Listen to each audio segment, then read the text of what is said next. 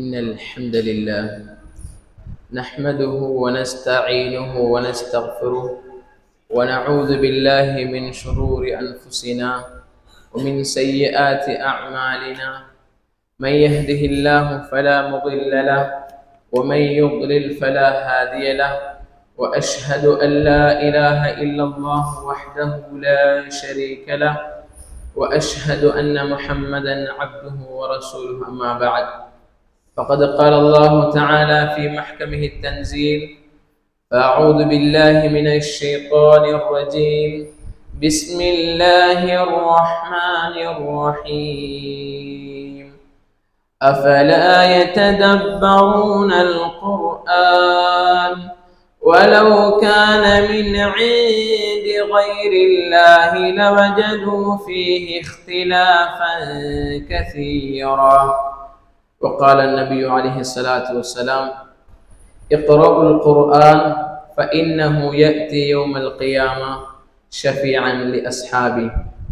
அளவற்ற அருளாளன், நிகரற்ற அன்புடையோன், அவன் தனித்தவன், அவன் யாரையும் பெறவில்லை, அவன் யாராலும் பெறப்படவும் இல்லை, அவனுக்கு நிகராக எதுவும் இல்லை என்று சாட்சி கூறியவனாக, சலவாத்தும் சலாமும் எம் தலைவர் இறுதி தூதர் முஹம்மது ஸல்லல்லாஹு அலைஹி வஸல்லம் அவர்கள் மீதும், அன்னாரின் அடிச்சுவடுகளை பின்பற்றி வாழ்ந்த உத்தம சஹாபாக்கள், தாபிஈன்கள், தபஅ தாபிஈன்கள், நாளை மறுமை நாள் வரை இருக்கும் அனைத்து அல்லாஹுடைய நல்லடியார்கள் மீதும் அல்லாஹுடைய சாந்தியும் சமாதானமும் என்றென்றும் உண்டாவதாக என்று வேண்டியதன் பின்னால், இந்த ஜும்ஆவுடைய கடமை நிறைவேற்றுவதற்காக வேண்டி நேர காலத்தோடு வந்து அமர்ந்திருக்கும் அல்லாஹுவின் நல்லடியார்களே, இஸ்லாமிய சகோதரர்களே, நாம் எங்கிருந்தாலும் எல்லா சந்தர்ப்பங்களிலும் இறைவனை அஞ்சி பயந்து வாழ்ந்து கொள்ளுமாறு ஆரம்பமாக எனக்கும் அதற்கப்பால் உங்களுக்கும் தக்குவாவை கொண்டு வசியத்தும் நசீஹத்தும் செய்து கொள்கின்றேன்.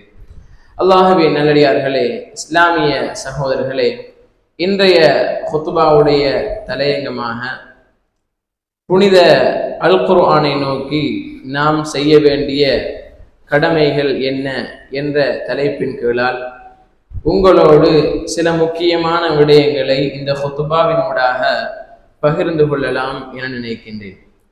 அல்லாஹுவின் நல்லடியார்களே, இஸ்லாமிய சகோதரர்களே, அல்லாஹு தஆலா இந்த அல் குர்ஆனை எப்படியான காலகட்டத்தில் இறக்கி அருளுகின்றான் என்றால், மனிதர்கள் மிக மோசமாக வாழ்ந்து கொண்டிருந்த அந்த காலம், பேரளவிலே மனிதர்களாக வாழ்ந்து கொண்டிருந்தார்கள்.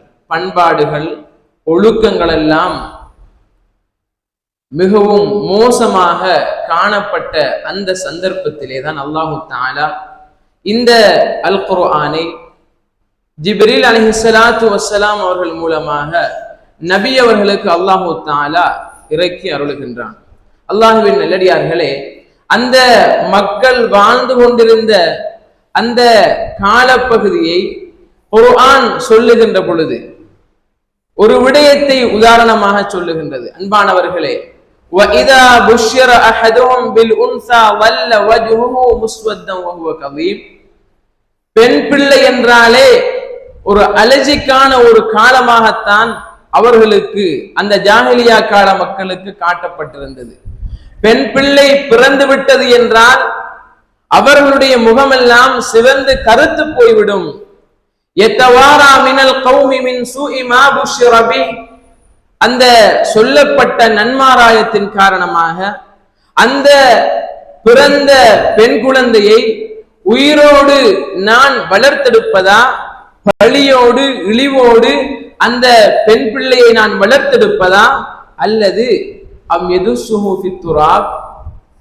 உசுரோடு நான் அந்த பெண் குழந்தையை உயிரோடு புதைப்பதா என்பதை சிந்திக்கக்கூடிய காலகட்டமாகத்தான் அந்த காலம் இருந்தது. அல்லாஹுவின் நல்லடியார்களே, இந்த ஒரு விடயத்தையே அல் குர்ஆன் சொல்லுகின்ற பொழுது அந்த மனிதர்களுடைய உள்ளங்கள் எல்லாம் எப்படி இருக்கும் என்பதை அன்பானவர்களே நாம் நினைத்து பார்க்க முடியும். அன்பானவர்களே, எப்படி வாழ்ந்த மனிதர்கள் நரகத்தின் விளிம்பிலே வாழ்ந்து கொண்டிருந்தார்கள். அல்லாஹ் சொல்லுகின்றான், ஒருவருக்கொருவர் விரோதிகளாக வாழ்ந்து கொண்டிருந்தார்கள்.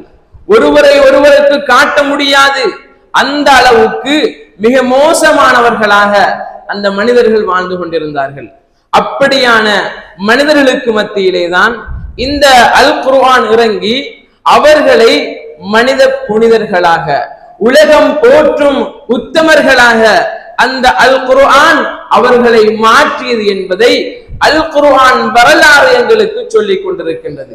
அல்லாஹுவின் நல்லடியார்களே, இஸ்லாமிய சகோதரர்களே, அல்லாஹு தஆலா அவர்களை பற்றி, அந்த சஹாபாக்களை பற்றி ஏராளமான குர்ஆன் வசனங்களிலே அல்லாஹ் புகழ்ந்து சொல்லுகின்றான்.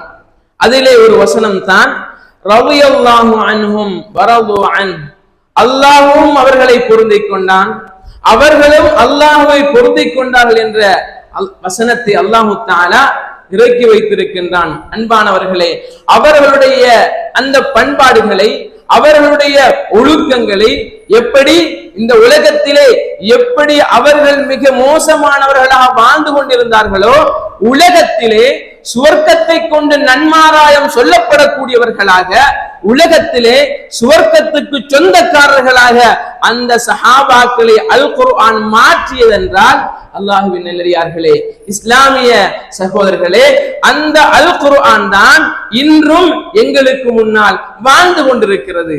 அல்லாஹுவின் நல்லடியார்களே, இஸ்லாமிய சகோதரர்களே, இந்த உலகத்துக்கு ஆரம்பமாக இறங்கிய அந்த 5 வசனங்கள் சாதாரண வசனங்கள் அல்ல. இந்த உலகம் நிலையாக சீராக இருக்க வேண்டும் என்றால், இந்த உலகம் நீதமாக இருக்க வேண்டும் என்றால் கல்வி அவசியம். கல்வி இல்லாமல் இந்த உலகம் பயணிக்க முடியாது. கல்வி இல்லாமல் மனிதர்களாக வாழ முடியாது. எனவே கல்வி அவசியம் என்பதை அன்பானவர்களே ஆரம்ப வசனம் எங்களுக்கு சொல்லி காட்டுகின்றது. இக்ரா பிஸ்மி ரப்பிக்கல்லதீ ஹலக், நபியே உம்மை படைத்த இறைவனுடைய பெயரை கொண்டு நீங்கள் ஓதுவீராக, படிப்பீராக. அவன் எத்தியவன் என்றால் அல்லதீ ஹலக்கல் இன்சான மின் அலக், அட்டை பூச்சி போன்று ஒட்டி கொண்டிருக்கும் இரத்தத்தில் இருந்து அல்லாஹு தஆலா மனிதனை படைத்தான். அவன் அறியாதவற்றை எல்லாம் மனிதனுக்கு கற்றுக் கொடுத்தான். அல்லாஹ்வின் நல்லடியார்களே, இஸ்லாமிய சகோதரர்களே, நாம் சிந்திக்க வேண்டும். இந்த ஆரம்ப வசனமே இப்படி கல்வியை பற்றி உரக்க சொல்லுகின்றது என்றால், அல்லாஹ்வின் நல்லடியார்களே, குர்ஆனுடைய ஏனைய வசனங்கள், ஏனைய அத்தியாயங்கள், 114 சூறாக்கள் என்னென்ன விஷயங்கள் எல்லாம் பேசிக் கொண்டிருக்கும். அல்லாஹ்வின் நல்லடியார்களே, எப்பொழுதாவது நாம் குர்ஆனை பற்றி சிந்தித்திருக்கின்றோமா? எப்பொழுதாவது நாம் குர்ஆனை வாசித்திருக்கின்றோமா? அல்லாஹ்வின் நல்லடியார்களே, குர்ஆன் என்பது சாதாரண புத்தகம் கிடையாது. குர்ஆன் என்பது நாம் ஏனைய புத்தகங்களை போன்று திறந்து வாசித்து விட்டு வீசி செல்லக்கூடிய புத்தகம் அல்ல. அல்லாஹு தஆலா ஆரம்ப வசனத்திலே சொல்லுகின்றான், அலிஃப் லாம் மீம் ஸாலிகல் கிதாபு லா ரைப ஃபீ, இந்த வேதம் இருக்கின்றதே, இந்த வேதத்திலே எந்தவித சந்தேகமும் கிடையாது. அல்லாஹ்வின் நல்லடியார்களே, இஸ்லாமிய சகோதரர்களே, எனவே குர்ஆனை நோக்கி நாம் செய்ய வேண்டிய முதன்மையான கடமை என்ன தெரியுமா? குர்ஆனை சரியாக ஓத பழகிக் கொள்ள வேண்டும். அல்லாஹ்வின் நல்லடியார்களே, எத்தனை பேர் குர்ஆனை சரியாக தஜ்வீதாக ஓத பழகி இருக்கின்றோம்? அல்லாஹ்வின் நல்லடியார்களே, மிகப்பெரிய கவலை என்ன தெரியுமா? போன ரமலானிலே தொட்ட கைகள் இன்றும் கூட குர்ஆனை தொடாமல் இருக்கின்றது. குர்ஆன் மதரசாக்களிலே எடுத்து ஓதிய அந்த குர்ஆன், அன்பானவர்களே, அந்த மனிதர்கள் இன்றும் குர்ஆனை ஓதாமல் இருக்கின்றார்கள். அல்லாஹ்வின் நல்லடியார்களே, இஸ்லாமிய சகோதரர்களே, நாம் சிந்தித்து பார்க்க வேண்டும். எங்களுக்கு நிரந்தரமான வெற்றி வேண்டுமா? நம்முடைய வாழ்க்கையிலே பரக்கத் வேண்டுமா? எப்பொழுது குர்ஆனை சரியான முறையிலே நாம் மதிக்கின்றோமோ, எப்பொழுது குர்ஆனுக்கு கொடுக்க வேண்டிய உரிமைகளையும் கடமைகளையும் சரியாக கொடுக்கின்றோமோ, அல்லாஹ்வின் நல்லடியார்களே, அப்பொழுதுதான் அன்பானவர்களே குர்ஆன் எங்களுக்கு செய்ய வேண்டிய கடமைகளை அல்லாஹு தஆலா எங்களுக்கு செய்வான். குர்ஆன் புறக்கணிக்கப்படுகின்ற பொழுது, குர்ஆன் மதிப்பளிக்க செய்யாத பொழுது, குர்ஆனை பொடுபோக்காக நாம் வைத்துக் கொண்டிருக்கின்ற பொழுது, நிச்சயமாக நமக்கு மத்தியிலே சோதனைகளும் சண்டைகளும் தான் வந்து கொண்டிருக்குமே தவிர, நிச்சயமாக அன்பானவர்களே, குர்ஆன் சொல்லக்கூடிய வாழ்க்கையை நாம் எப்பொழுது வாழ பழகுகின்றோமோ அப்பொழுதுதான் இந்த உலகத்திலே நிம்மதி கிடைக்கும். அல்லாஹ்வின் நல்லடியார்களே, எனவே குர்ஆனை நாம் ஓத பழகிக் கொள்ள வேண்டும். அல்லாஹு தஆலா நல்லடியார்களை பற்றி சொல்லும் பொழுது அல்லதீன ஆதைனாஹுமுல் கிதாப யத்லூனஹு ஹக்க திலாவதி, அவர்கள் குர்ஆனை அதனுடைய உரிய முறையில் சரியான முறையில் அவர்கள் ஓதி அமல் செய்வார்கள். அல்லாஹ்வின் நல்லடியார்களே, வெறுமனே நாவ மாத்திரம் குர்ஆனை ஓதுவதல்ல, குர்ஆனை ஓதுகின்ற பொழுது நம்முடைய உள்ளமும் அதே எண்ணத்தோடு இருக்க வேண்டும், அதே இலக்கோடு இருக்க வேண்டும். அல்லாஹ்வுடைய தூதர் ஸல்லல்லாஹு அலைஹி வஸல்லம் சொல்லி காட்டுகின்றார்கள், இக்ராஉல் குர்ஆன் ஃபஇன்னஹு யஅதி யௌமல் கியாமா ஷஃபீஅன் லி அஸ்ஹாபிஹி, நீங்கள் அல் குர்ஆனை ஓதுங்கள், நாளை மறுமை நாளையிலே அதனை ஓதியவருக்காக வேண்டி அந்த குர்ஆன் சிபாரிசு செய்யும். அல்லாஹ்வின் நல்லடியார்களே,